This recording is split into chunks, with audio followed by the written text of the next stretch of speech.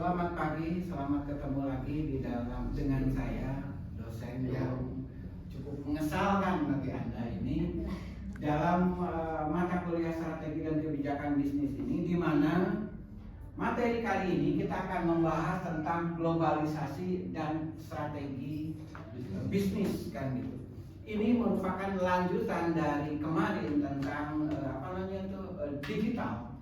Strategi digital di dalam bisnis ini, kenapa harus globalisasi kan gitu. Kata globalisasi ini seperti yang sering kita dengar, namun kadang-kadang suka bias pemahamannya. Saya ingin misalkan bertanya, menurut benak Anda apa sih globalisasi itu? Kan gitu. Globalisasi ini misalnya adalah perdagangan yang terbuka, go internasional, mau perusahaan kecil, mau perusahaan besar, semuanya terhubung dengan perdagangan bebas kan gitu. Tidak hanya di sektor regional ataupun misalnya lokal saja, tetapi global ke seluruh dunia. Kita terikat, terhubung dengan macam-macam negara, kita terhubung dengan berbagai tempat, kita terhubung dengan berbagai macam produk. Tetapi di dalam globalisasi ini ada yang secara definisi ini, globalisasi ini meningkatkan kecepatan difusi teknologi. Ada penyebaran teknologi kan gitu. Baik itu teknologi digital, teknologi informasi, teknologi internet, teknologi mesin, teknologi semuanya, bahkan untuk sehari-hari aja kita di dunia pendidikan kita sudah ada teknologi baru apa yang disebut dengan AI kan gitu. Kita semua, bahkan dosen sendiri pun kita harus melaksanakan itu dan harus beradaptasi dengan itu, karena kalau misalkan tidak mengadaptasi itu, kita malah tertinggal dengan dunia pendidikan di luar sana yang sedemikian maju ya kan. Dari globalisasi ini juga ada berkontribusi terhadap kenaikan tingkat produktivitas. Globalisasi ini kita misalkan tadi ada difusi teknologi yang selama ini dipakai oleh orang-orang lain, ini semakin bisa bisa di cloning, mudah sekali didapatkan, baik itu sistemnya, baik itu cara-caranya, baik itu mudah sekali ditiru di kita kan gitu, dengan adanya teknologi tadi. Kemudian kenapa istilahnya produktivitas bisa meningkat? Produktivitas ini bisa meningkat karena sebagai contoh misalnya ada pertanian di kita. Kita kan pertanian. Dulu kita memakai intensifikasi pertanian. Kita sudah mulai bersuasembada pangan kan gitu. Tetapi dengan kemajuan teknologi ini kita bisa merekayasa. Misalkan padi tadi yang tadinya misalkan 6 bulan bisa menjadi 3 bulan. Itu hasil daripada rekayasa teknologi, dan kita bisa didapatkan, dan orang-orang yang di perkampungan kita di sini sudah memakai itu. Itu akibat dari apa? Akibat dari globalisasi dengan kemajuan teknologinya ini. Kemudian globalisasi ini memiliki 2 dimensi kan gitu untuk melihat globalisasi ini. Pertama ada dimensi teknologi, yang kedua dimensi ideologi kan gitu. Dimensi teknologi ini adalah berkaitan dengan teknologi informasi yang dapat menyatukan dunia. Dengan adanya globalisasi ini, seolah-olah dunia ini ada dalam genggaman kita. Kita semakin dipermudah segala urusan dengan adanya teknologi informasi ini. Globalisasi dan teknologi ini tidak bisa dipisahkan, erat kaitannya kan gitu.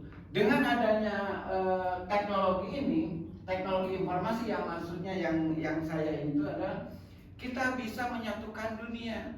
Artinya segala kebutuhan, segala yang terkait dengan bahkan kehidupan sehari-hari ini bisa dipermudah. Perkuliahan ketika pandemi kita melakukan perkuliahan daring kan gitu dalam jaringan. Nah, semua ini dilakukan dengan memakai teknologi informasi ini. Dimensi yang kedua adalah kapitalisme dan pasar bebas. Kapitalisme seperti yang kita tahu, kita di dalam kapitalisme ini kita memberikan ruang yang bebas, baik itu terhadap individu maupun terhadap kelompok kan gitu. Kelompok di sini adalah misalkan kelompok perusahaan-perusahaan itu sendiri, baik itu skala kecil maupun skala besar. Kita diberikan ruang bebas untuk berkontribusi, mengekspresikan, mencari keuntungan, mencari profit yang lebih kan gitu di ininya dengan memakai atau misalkan memanfaatkan globalisasi ini. Kemudian ada pasar bebas kan. Di dalam dimensi ideologi ini pasar bebas seperti misalkan yang diterapkan oleh Indonesia. Indonesia sekarang sudah memasuki global trading kan gitu atau pasar bebas ini, di mana salah satunya kita terlibat atau misal sebagai contoh di Asia Tenggara ini kita masuk kepada MEA kan gitu, masyarakat ekonomi Asia kan gitu, yang anggotanya terdiri dari 12 negara di Asia Tenggara kan gitu. Mau tidak mau kita terikat ke dalam ke dalam persetujuan yang ada di anggota-anggota MEA itu. Mau itu misalkan dari persediaan tenaga kerja, mau itu di produktivitas, mau ini misalkan di produksi, di pemasaran atau di mana, semua ada ketentuannya, semua ada kesepakatannya kan gitu. Di ini ada di pasar bebas ini kita semua terikat kepada itu kan gitu. Ada beberapa contoh globalisasi di bidang ilmu pengetahuan dan teknologi dalam kehidupan sehari-hari di bidang ekonomi misalnya. Ini adalah ketersediaan pesawat terbang yang menjadi moda transportasi udara. Kemana saja kita semakin dipermudah kan gitu. Mau berangkat atau misalkan mau pergi kemana saja kita bisa hitungan jam, bisa hitung. Kalau misalkan dulu Bandung ke Jakarta itu misalnya menempuh 5 jam atau 4 jam paling cepat kan gitu. Sekarang bisa dengan ditempuh dengan hanya 1 jam, setengah jam dengan bus atau misalkan dengan pesawat kan. Nah, ini adalah ketersediaan pesawat terbang yang menjadi moda transportasi udara, bisa menjadikan contoh dari globalisasi itu. Kemudian tersedianya layanan transportasi online kan gitu. Transportasi online ini kita semakin dipermudah kan gitu. Mau kemana tinggal berangkat, tidak usah berangkat ke pangkalan, tidak usah berangkat ke terminal. Mau kemana saja tinggal tinggal pesan sesuai harga, cari harga yang paling murah misalkan yang sesuai dengan tas kantong kita, kemudian sepakat udah deal kan gitu. Jadi datang yang jemput kan. Kemudian bermunculannya HP, internet, laptop, komputer dan lain-lainnya. Ini adalah contoh-contoh di bidang teknologi informasi dalam kehidupan sehari-hari. Kemudian teknologi adalah entitas ekonomi individu ini memiliki alat teknologi baru. Artinya setiap perusahaan-perusahaan yang masuk atau mau masuk ke global atau perdagangan bebas ini harus memiliki ciri, harus memiliki keunggulan kompetitif kan gitu. Contoh misalkan yang memiliki keunggulan kompetitif misalnya Tesla kan gitu, sebuah perusahaan otomotif kan gitu. Dia memiliki keunggulan kompetitif di bidang mobil listrik kan gitu. Dengan segala suku cadang, komponen, segala macam kelistrikannya menjadi lebih unggul dibanding dengan produsen-produsen otomotif mobil listrik kan gitu, atau electrical vehicle kan gitu nih. Kemudian teknologi ini memperpendek usia produk kan. Yang paling terasa adalah ketika misalnya di elektronik. Maaf, saya pinjam ininya. Ini HP punya Rio misalnya ini. Ini pada saat beli mungkin saja itu adalah edisi terbaru. Kan gitu, edisi terbaru. 2 bulan kemudian muncul yang baru lagi. Apakah ini masih dianggap terbaru? Tidak. Perkembangan dari tiap-tiap edisi ini sangat cepat, kan gitu. Sehingga kadang-kadang misalnya dulu yang namanya smartphone yang memiliki kamera 4 megapiksel, zamannya saya itu sudah modern, kan gitu. Tapi semakin berkembangnya dalam hitungan kurun waktu 1 tahun aja itu sudah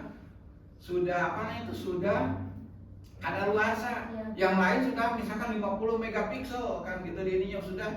Atau misalnya dari smartphone yang baru ini memiliki spesifikasi yang macam-macam, aplikasi yang macam-macam, kan gitu, program-program yang macam-macam atau kemampuan yang macam-macam di dalam smartphone tadi, sehingga produk lama ini atau misalkan ini semakin memperpendek usia produk, kan gitu.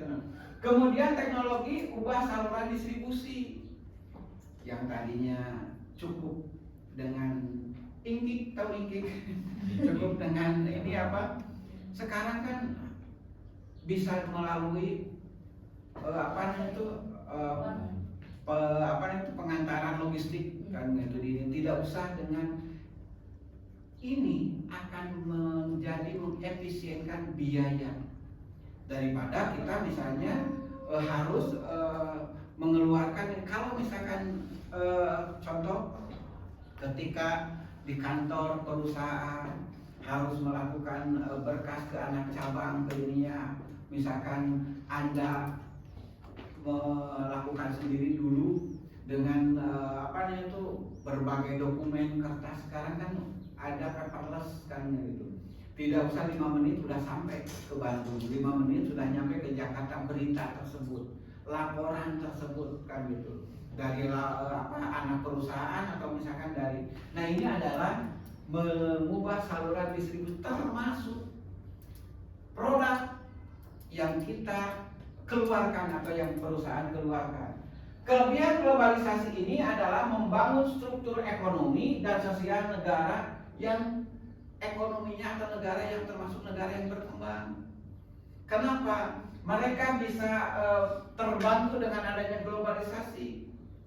Misalnya dengan negara yang memiliki sumber daya alam yang melimpah seperti kita ini, mampu meningkatkan struktur ekonomi di sini dengan adanya ekspor barang atau kerjasama dengan negara lain, kan? Nah, ini bisa menjadi atau misalkan menjadi upaya untuk meningkatkan struktur ekonomi dan sosial di negara yang berkembang, terutama negara-negara miskin ini, ya. Kemudian penciptaan kekuatan dunia dan sektor kekuatan yang semakin terkotak-kotak. Maksudnya kekuatan dunia dulu misalkan ada masing-masing negara memiliki ini tetapi tidak mampu berkembang. Tetapi misalnya dengan adanya globalisasi ini, negara-negara maju ada kelompoknya G7 misalnya, G9 atau misalkan kemudian di sini ada MEA, Uni Eropa segala, itu adalah kelompok-kelompok ekonomi pasar bebas yang dilakukan. Kalau misalkan negara-negara itu misalkan masuk kepada salah satu anggotanya, misalkan anggota dari kelompok pasar bebas ini, mereka akan terlindungi. Contoh misalnya terlindungi dari sisi apa? Penyediaan sumber daya, baik sumber daya alamnya maupun sumber daya manusianya. Tersedia teknologinya, tersedia modalnya, investasi.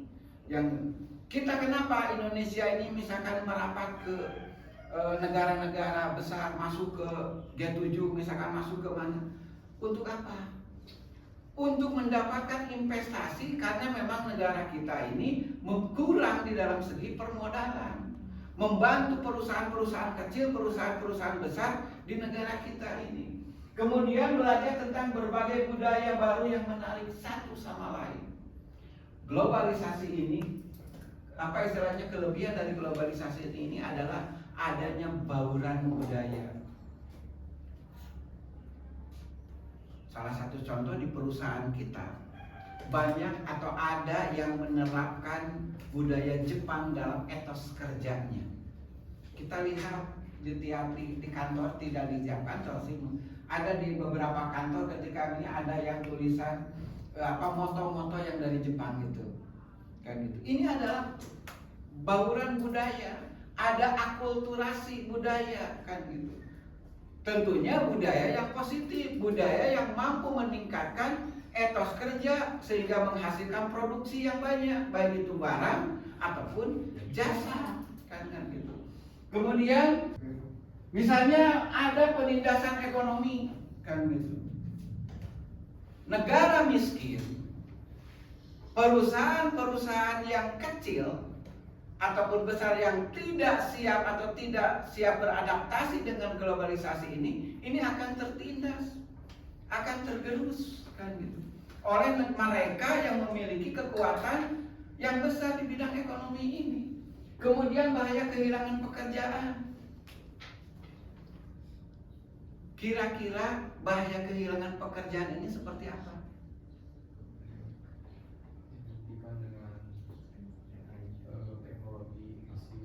Bisa digantikan dengan teknologi. Kemudian kalau seandainya si tenaga kerja, sumber daya manusianya tidak berkompeten, tidak siap pakai, kan gitu, tentunya akan kalah dengan orang-orang yang datang untuk mengisi kekosongan itu. Orang-orang yang berkompeten, yang memiliki kemampuan untuk mengerjakan apa yang dibutuhkan oleh perusahaan. Kalau misalnya kita tidak mempersiapkan diri dengan kompetensi yang dimiliki, dengan keahlian yang dimiliki, kita bisa tergerus itu. Kemudian bahaya ada pengupahan kecil. Kalau misalkan orang datang satu pekerjaan, kemudian orang-orang yang melamar itu banyak. Biasanya perusahaan nggak mau rugi dong, kan? Biasanya akan menurunkan grade upahnya, kan gitu. Kan banyak peminatnya. Kalau banyak peminat biasanya seperti itu. Ibarat ada jual, kan gitu. Lagi jualan, kalau banyak peminat kan dinaikin harga tuh. Nah kalau misalkan yang ininya perusahaan ini kebalik, ketika banyak peminatnya diturunkan harganya. Ketika kita akhirnya terpaksa menerima karena kita butuh pekerjaan itu. Kemudian strategi bisnis di dalam di dalam globalisasi ini, mengapa strategi ini penting di dalam globalisasi ini, kan gitu. Ada beberapa kriteria, kan gitu. Salah satunya dia memberikan alasan kenapa strategi bisnis ini penting bagi organisasi ketika akan memasuki globalisasi ini. Pertama ada perencanaan. Perencanaan ini memberikan perusahaan mampu mengidentifikasi apa yang menjadi tujuan kita, syarat-syarat apa saja untuk mencapai tujuan kita. Kemudian apa yang harus kita lakukan, apa yang prosesnya seperti apa, bagaimana, itu di perencanaan. Fungsi-fungsi manajemen apapun itu, mau dari Luther Gulick, mau dari Henry Fayol, mau dari John Terry, mau dari siapa saja, yang pertama pasti perencanaan. Karena perencanaan itu dibuat di awal, bukan di akhir, kan gitu. Sebuah kegiatan akan berhasil baik ketika perencanaannya baik, kan gitu. Kemudian kekuatan dan kelemahan. Di strategi bisnis ini kemarin perkuliahan sebelumnya di awal-awal kita sudah dikenalkan bagaimana kita mengidentifikasi lingkungan perusahaan, baik itu yang internal maupun itu yang eksternal. Kita mampu, kalau misalkan kita berbicara kelemahan, kekuatan dan kelemahan, itu misalkan kemarin ada yang dikenalkan dengan teknologi atau misalkan dengan analisis SWOT kan gitu. Kita akan mampu menganalisis bagaimana kekuatan kita, kekuatan bisnis suatu perusahaan, bagaimana kelemahan itu dari internal. Sementara untuk membaca dari eksternal ini, SWOT juga melihatnya tentang ancaman dan peluang. Itu mampu membaca bagaimana keadaan di luar kan gitu. Sehingga kita akan bisa mengukur kelemahan dan kekuatan kita. Kemudian ada efisiensi. Efisiensi ini terkait dengan pencapaian tujuan. Tujuan yang hendak dicapai itu harus dilakukan atau harus dicapai secara efektif. Efektif itu tepat sasaran. Sementara efisiensi ini adalah proses bagaimana untuk mencapai tujuan itu dengan cara yang hemat, cara yang lebih baik. Efisiensi ini adalah penghematan dari waktu, tenaga, biaya, sumber daya, segala macamnya. Itu adalah efisiensi, sehingga untuk mencapai tujuan itu harus dilakukan secara efisien. Kemudian ada kontrol. Strategi ini harus mampu melihat, memahami, kemudian mengevaluasi dari mulai proses perencanaan sampai dengan pelaksanaan. Mana yang baik, mana yang salah, itu ada di kontrolnya. Sehingga dengan kontrol itu, proses pekerjaan, proses kegiatan dari mulai perencanaan sampai dengan implementasi itu sesuai dengan atau on the track, sesuai dengan apa yang diharuskan, sesuai dengan apa yang seharusnya. Ketika misalkan ada kegiatan yang rada menceng di kita, misalkan keluar dari track, cepat luruskan kan. Itu fungsi kontrolnya.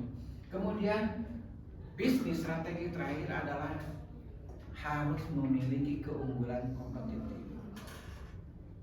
Tadi di awal dicontohkan, kenapa Tesla mampu bersaing padahal harganya mahal. Tapi kenapa mampu bersaing? Karena memiliki ciri tersendiri, keunggulan tersendiri, terutama di bidang electric vehicle, mobil listrik kan.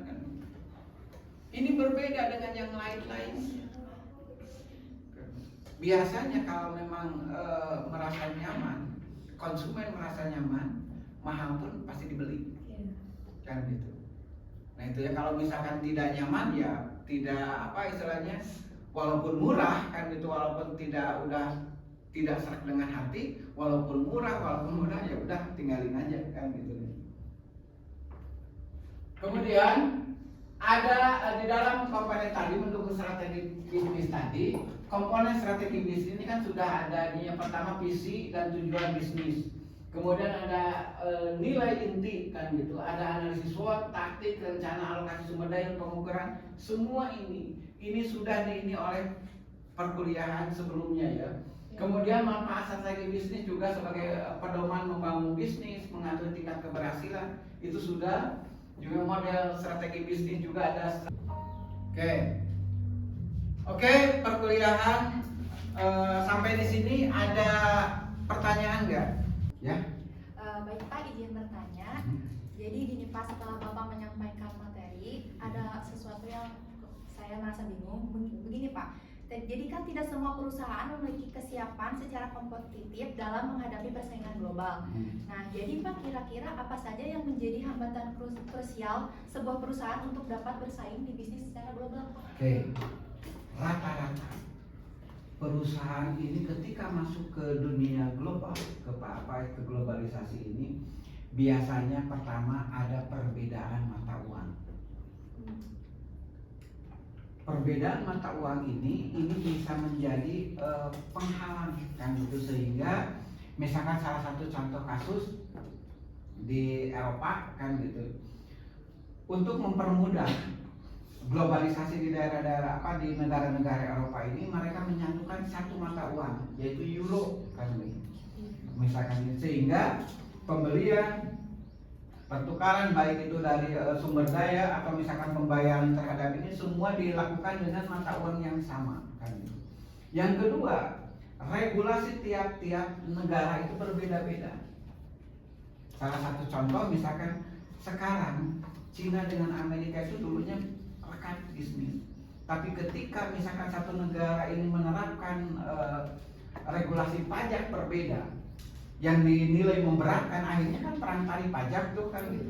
Ini juga sehingga tersendat kan gitu, tersendat ininya. Kemudian yang ketiga adalah rata-rata kan gitu di daerah ini tuh di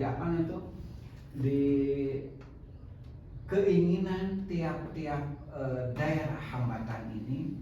Kalau perusahaan itu tidak mampu membaca tidak mampu beradaptasi dengan daerah tujuan, itu akan menjadi sulit kan. Produk kita, sebagus apapun produk kita, kalau misalkan dijual di tempat yang tidak sesuai dengan karakter budaya daerah, yang ketiga itu budaya itu beda-beda kapasitas. Contoh misalkan produk McD kan itu, produk McD bagaimana misalnya di daerah India dan di daerah Italia itu pasti beda-beda. Mungkin di daerah India ini yang paling ini adalah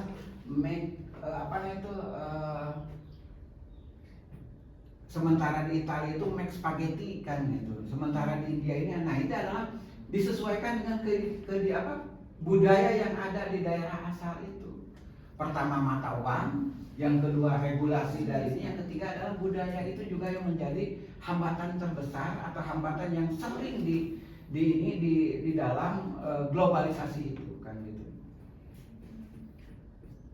Ada pertanyaan lagi? Cukup? Iya baik Pak. Cukup. Ada pertanyaan lain? Bisa bertanya Pak. Tadi kan dari awal dijelaskan ya Pak mengenai tentang pengaruh strategi global terhadap bisnis ya Pak. Tadi juga dijelaskan juga beberapa sektor yang terlibatnya itu berpengaruh terhadap sektor ekonomi, sosial, budaya. Nah, yang saya ingin tanyakan adalah Pak, agak kurang mengerti di mana peran sektor pemerintah dalam mengatur bisnis global. Oke. Peran pemerintah di sini ini vital ya di dalam mengatur bisnis global ini. Pertama, pemerintah dia memiliki 3 peran yang berbeda. Pertama sebagai regulator, kan gitu, sebagai regulator. Yang kedua sebagai fasilitator, yang ketiga sebagai pelaku ekonomi.